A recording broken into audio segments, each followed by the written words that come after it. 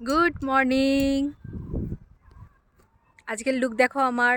এখানে একটা মায়ের ক্যারেক্টার করব, তাই খুব নর্মাল একটা মেকআপ হয়েছে আমার। অনেক দিন পর আবার স্টুডিওর ভেতরে শ্যুটিং। একে তো মাঝখানে প্রচণ্ড গরম পড়েছিল, শ্যুটিং করতে পারছিলাম না। তারপরে একটা শ্যুটিংয়ে গিয়ে আমি একটু অসুস্থও হয়ে পড়েছিলাম, তাই অনেক দিন কাজ করিনি। আবার আস্তে আস্তে ছন্দে ফিরছি, গরমটা কমছে বলে ভালো লাগছে। ভালো জায়গায় শ্যুটিং করতে আসলে পরে ভালো লাগে। আজকে এই জায়গাটা খুব সুন্দর, স্টুডিওটাও খুব সুন্দর।